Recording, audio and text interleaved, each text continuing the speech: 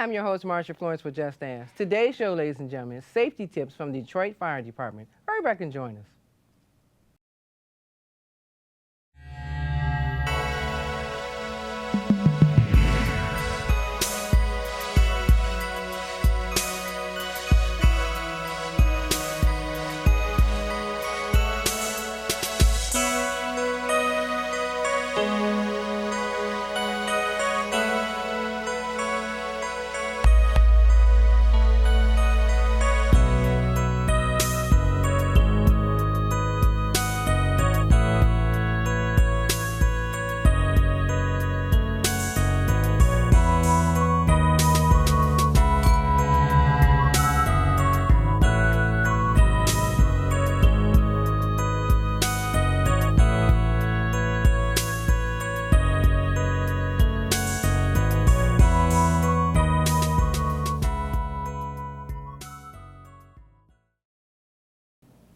Hi, I'm your host, Marcia Florence with Just Ask. Today's show, ladies and gentlemen, is safety tips from the Detroit Fire Department. And we have as a guest today, Lieutenant Caitlin Mercer. Hi, Lieutenant Mercer. Hello, how are you? I'm fine. So I feel safe now with you here. Yes, good. Okay. Me too. Thank you. Now, Lieutenant Mercer, I want to educate our viewers, about some of the things that you all encounter at the fire department, and not just the fire department, but you're the EMT side? EMS portion, yeah. EMS, okay. So can you tell us a little bit about yourself and a date? Yeah, so I'm Lieutenant, Detroit Fire. I've been there for 8 years. I'm stationed down at our regional training center, and what we do down there is we provide the training for all firefighter and EMS personnel. As my main thing I do is I work with the new hires, the cadets, and I put them through the academy, as well as I teach their EMT license and get them out on the road to help the citizens. Okay. Recently you guys had a day at the Coleman Young Center where you did CPR. We did. Okay, and I had the chance to come by there and see it, so I was just very enlightened and wanted to share with our viewers a little bit about the CPR program. So can you give us some information about the CPR program? Yes, so if you Google our Detroit Fire Department, you'll see it right there, sign up for CPR immediately. And we actually offer hands-only CPR for free at our training center for all Detroit citizens. And that's our most important aspect that we really touch on. Because you guys essentially would be the first responders, right? They call us the first responders, but the first responder is actually the person who's first on scene. That person makes the biggest difference for that person's chance of survival. Okay. And normally, what are some of the things that CPR falls under? Because, a lot of times people think that's just swimming. But that's not. Right, no. It could be a heart attack. People they can overdose. It could be, of course, swimming. It could be a drowning. It could be a seizure that they didn't come out of. It could be someone who had a massive stroke. Anything like that can lead into cardiac arrest. Okay. Now with seizures, we know that when people are going through with them, do we normally turn them on their side? With our seizure patients, that's something you want to do. Of course, you want to protect their head while they're seizing, but also to just lie them on their side. That way any drool or any substance in their mouth can drain out. That way they don't choke on it. And that goes for anybody who's unresponsive but breathing normally. It could be someone who overdosed maybe, but they're still breathing within our normal range. Then go ahead and lie them on their side to protect their airway. Okay. Yep. Because, when we think about some of the things that, happen during the season, in particular, what are some of the things, let's start with the summer season. Summer season, right? Our two big things we see is asthma with the weather change, right? People going outside, it's humid, hot. Asthma is a big one. Our drowning and our choking victims. Everybody barbecues. Lots of barbecues going on within the city, and we've had a lot of choking calls. And from barbecue? Yes, from people choking, yes. Okay. And because I read something, I mean to cut you up, I saw something about hot dogs. Hot dogs are the exact size of your airway, actually. So if you slice them up and swallow that and choke on it, it can completely obstruct your airway.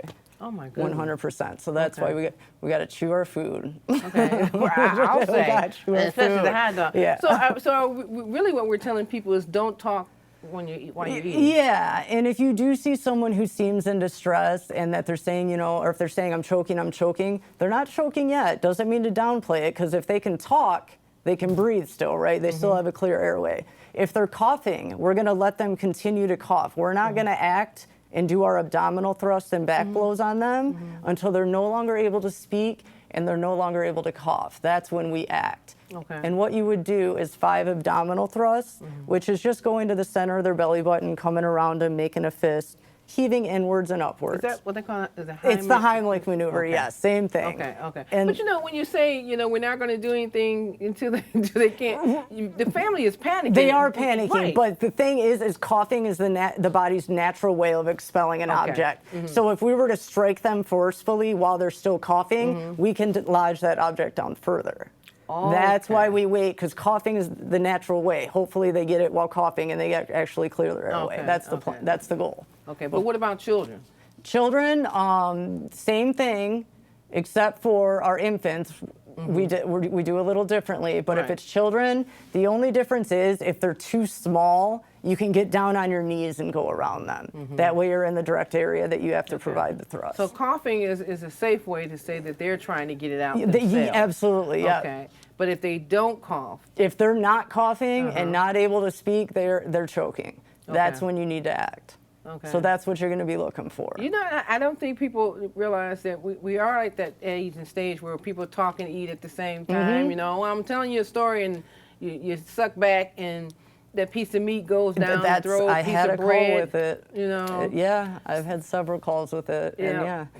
yeah. I didn't think about barbecue in particular. And it was both of, I've had, well, several, 3 that I can remember were all barbecues, and it was all steak that they choked Ooh, on. Okay. Yep. You heard that, ladies and gentlemen. No steak. No, chew your steak. Okay, well, chew your steak. So is there liquid beverages that can do the same thing to cause a person, or it's just mainly food? So mainly, like, we've all choked on water, coughed on water, I'll say, right? And it clears itself right away. So that's what I mean. The body's natural way is coughing and expelling it. So Okay. water's something, it's a liquid that we can go ahead and clear on its own. But if it's food or any other quarter, especially in our infants, marbles, things like that. Yeah, because I was going to say, you know, we're dealing with a lot according to the 4 seasons here. You know, people do things in certain quarters. So Yep. mainly in the summertime, it's barbecue. It's barbecuing, Okay. it's swimming, you know, swimming incidents. Weather change causes a lot of difficulty in breathing for people with respiratory illnesses and things like that. That's the Okay. big thing we see. So what are we facing in the winter months? So in the winter is also more our COPDers. People with COPD have issues in the winter breathing, as well as just trying to figure out ways to remain warm, you know, ways that we can. It just seems strange, though, when you say ways to, you know, keep warm, and yet in the summertime we're trying to keep cool. Keep cool. In the wintertime, you know, you're trying to keep warm, Yep. and your breathing is affected if you have asthma, if you have COPD, COPD. bronchitis, Yep. emphysema. Those are all common illnesses that Right. cause that 100%. And seizures. And seizures, absolutely. Right, right. Yep. So is there a common denominator between them? It's like, you know, each season they have to do something different? Each season with the weather change, especially spring is our big one for our asthmatic patients. You know, you just have to really monitor your outdoor activity, unfortunately, and try to remain indoors if you can between 10 and 4. That's the hottest time. know as they wanna well hear as, that. Yeah, Okay. so I know, right? She All said- day remain inside. She said 10 and 10 and 4. 4. Okay. All day. All right. I know. Well, So at least in the summer, that's the hottest time. Okay. For our elderly people, try not to be outside between 10 and 4. That's 10 your and big 4. one for that. It's the hottest time, and their bodies don't, you know, work the same as they used to 10 anymore. a.m. to so. 4 p.m. Yep. Okay. Yep. I'm a senior, but I'm going to remember that. Right, Okay. yeah. So I tell you, we're going to take a break. Ladies and gentlemen, we'll be back more with some more safety tips. Get your pen and paper out. You need these. We'll be right back. If you store your guns properly, I'll feel safer when I'm playing outside. Safer when walking home. And I won't have to tell my kids, this isn't a drill. Never let your gun get into the wrong hands. Always lock it up. We see champions everywhere we look. In every sport, on every court, we're building a foundation to ensure all athletes are safe, supported, and strengthened. At the U.S. Center for Safe Sport, we're shifting sport culture because every athlete deserves to compete free from abuse.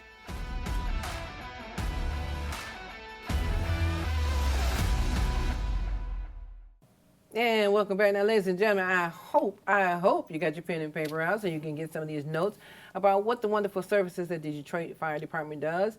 And if you have an interest in becoming an EMT, Lieutenant Caitlin Mercer is going to give us some insight on how people can be involved in the community and those who have an interest and want to become a EMT. It's an EMT, right? Mm-hmm. It'd be actually an EMT firefighter now. We've merged. Okay. So you'll get both. So what we do, and I'm part of the training academy, they would actually be paid to go to school. They'll go to school Monday through Friday, and they'll get their EMT license in 2 months. Then they would go through our firefighter program, which is about 3 months. Then they get their firefighter 1 and 2 license, all while being paid to do it. So it's almost like getting paid to go to college, right? So yeah, they get that. So if you guys, we're always hiring. We always want people that want to make a difference in this community. We always have a good turnout when we put out our apps. We have thousands of people that apply, but and we're going through them. We're running academies like twice a year. Wow. So they go online to apply, or yeah. So you can go to it's not open right now. I do know that, but it will be opening up again, I believe, in July. And all you need is a high school diploma, and yeah, be 18. 18 and a high school diploma. We'll do the rest. You can help save the world. We'll do the yeah.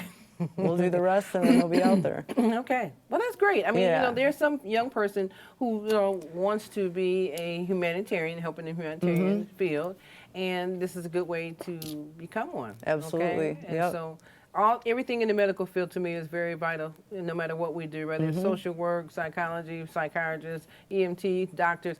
Everybody's connected somehow to make a save difference. even one person's life. There's a lot of us connected to get that person. Absolutely. Okay. It takes a lot of people to Right. make that happen. So I did have this question about what happens if a person is alone and they're choking.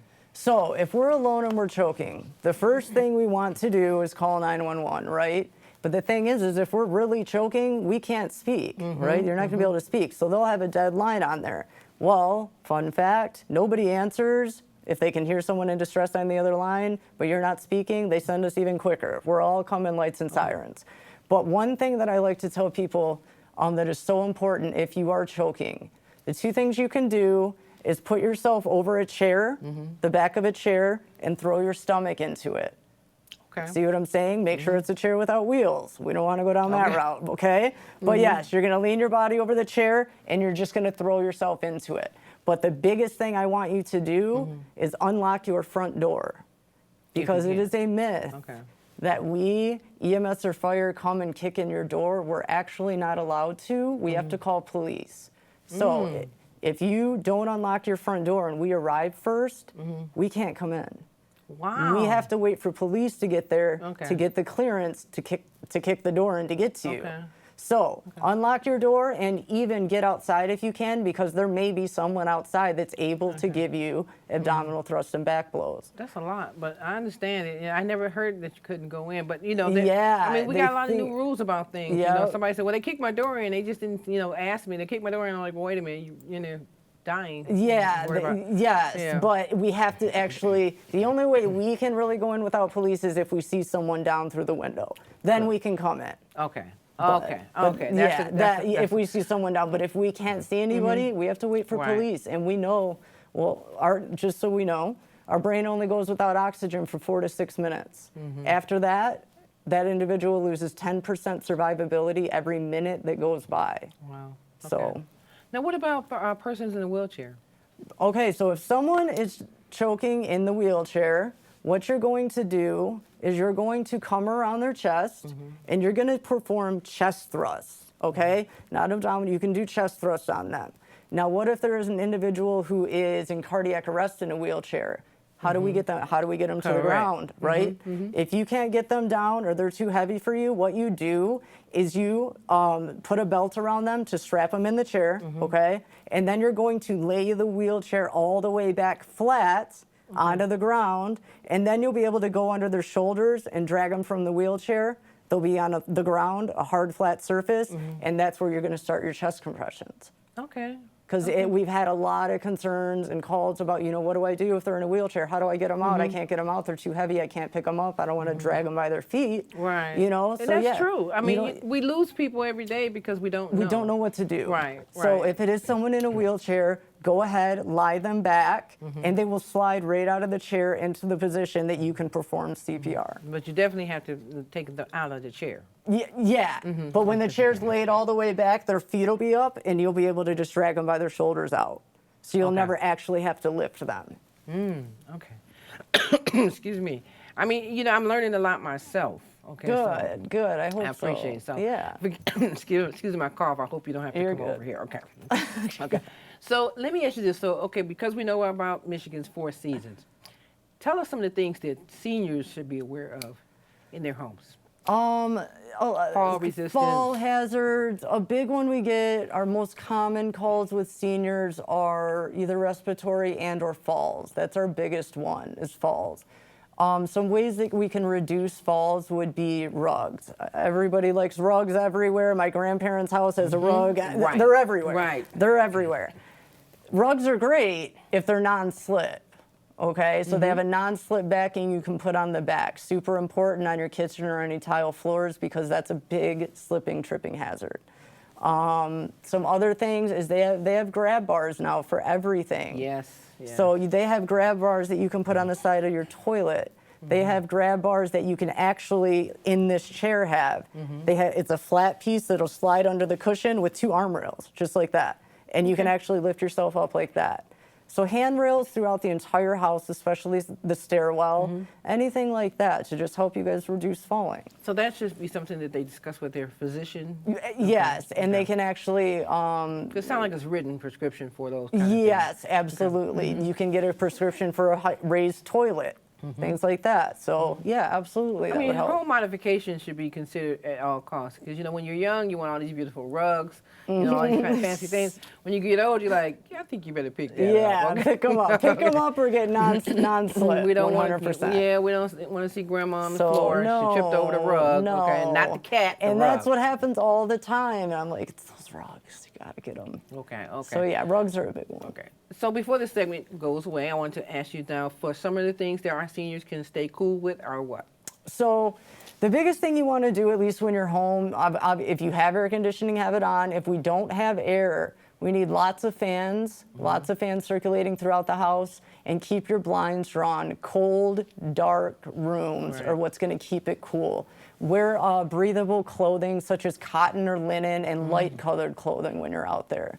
Okay. And drink plenty of water. We see our elderly people not drinking enough water, and it's so important for them that you almost need to set reminders, and that may help to set a reminder to drink a glass of water. You know, I think every family member should keep water in the refrigerator, of Absolutely. course, and for grandma, grandpa, you know, put some cold towels or towels in the freezer and take them out and Put them over around their shoulder. neck. Yeah, you can know. also get a bucket of ice with a small fan, put that in front of you, and blow that ice right on you. Yep. So if we don't have air, those are ways to help keep cool, because it's been really hot. It really is. Okay. All right. All right. Well, ladies and gentlemen, we'll be right back with some more good information. You heard what Lieutenant Mercer said. Now, get those fans out and definitely keep our seniors cool with some nice cold water and other things to keep that temperature down. We'll be right back.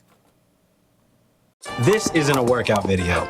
It's about how LLS has helped blood cancer patients like me thrive, and how your donation can help countless others. Please give today at LLS.org.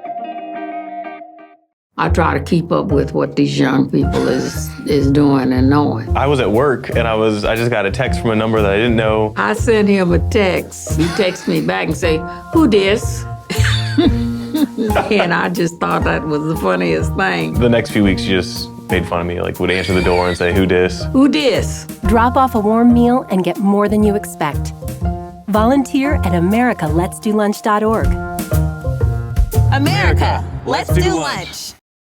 And welcome back. Now, ladies and gentlemen, you know, I always tell you that when you watch Just Ask Talk Show, you're going to learn something new. So Lieutenant Mercer is going to show us or demonstrate to us what it means for when you see a person in some type of cardiac arrest needing CPR. So, Lieutenant Mercer, I wanted to ask you, under what conditions would this actually apply? Is it choking, swimming? What is it? So yeah, we have a lot of drowning issues over the summer, a lot of choking from barbecues. It could be from a heart attack, it could be from a stroke, it could be from a seizure. Anything like that that can make them become unresponsive. As long as they're not breathing or they're not breathing normally, that's when we're going to do compressions. Okay, so how should a person determine, though, if they're breathing?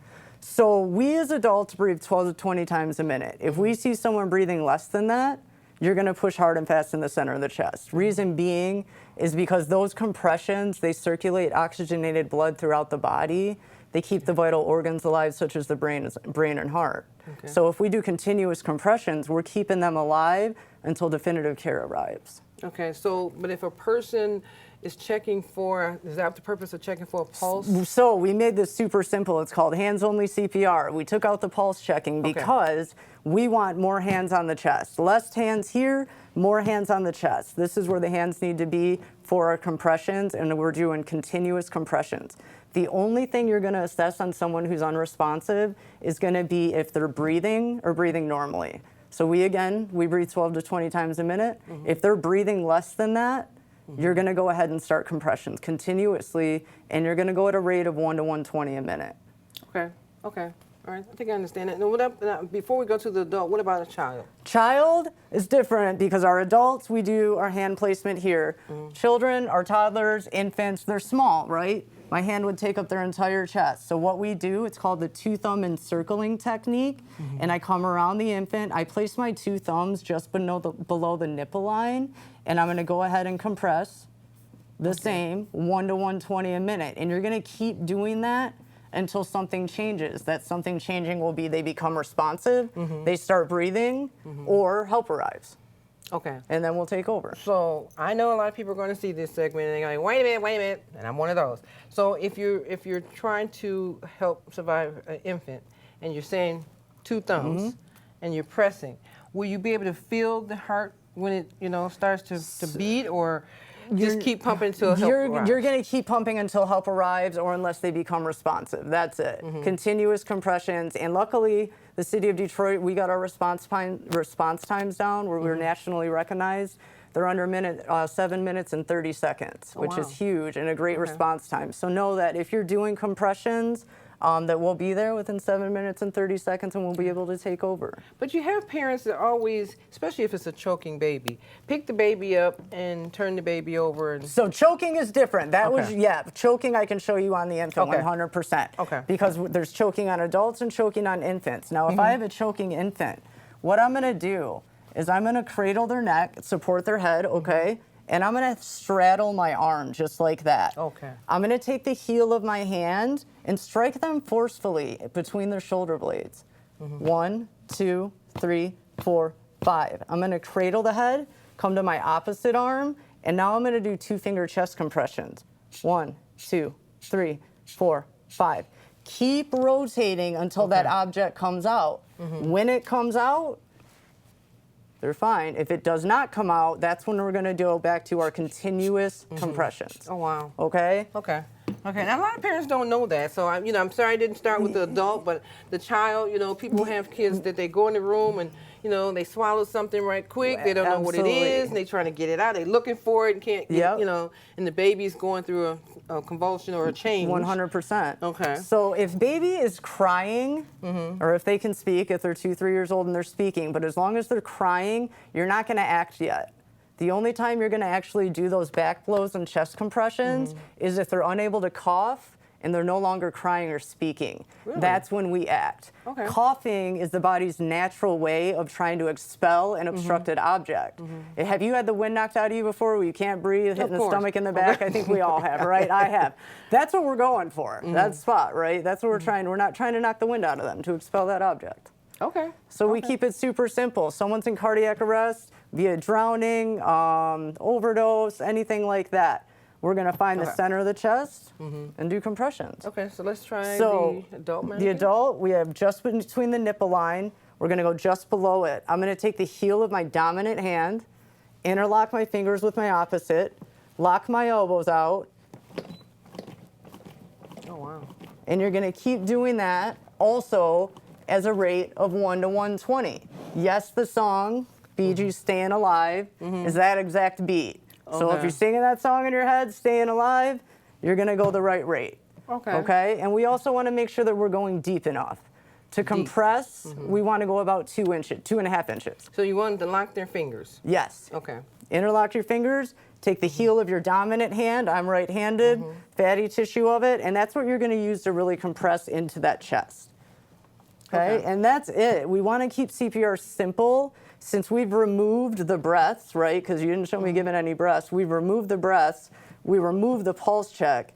Our survival rates in the city have already doubled in the past 2 years by doing that. Okay. Reason being, do you want to go mouth to mouth with someone you don't know? Well, no. Okay, I'm just let me think about it. No. Well, they just haven't happened. Okay. Well, I mean, you never know what the circumstances are, especially if a person's on the beach. Yeah, so if someone drowned on the beach or anything like that, chest compressions are huge, as well as rescue breaths if you choose to do so, but your compressions are what's going to expel that water within their lungs. So yeah, we're doing continuous compressions at a rate of 1 to 120 at a depth of 2 to 2.5 inches.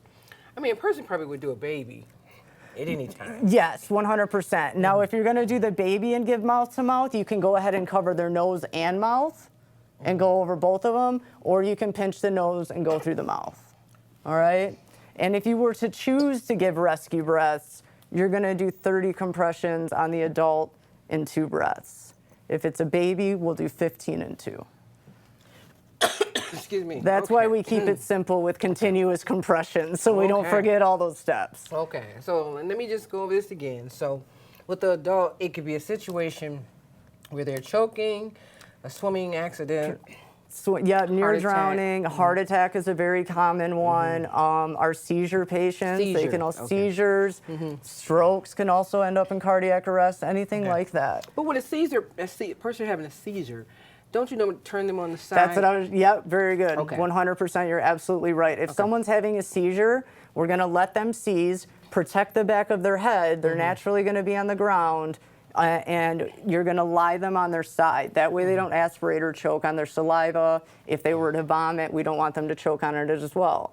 This could be anybody who's unresponsive, even your drowning victims who are still breathing. Lie them on their side and let that water roll out. Okay. Yeah. So. Okay.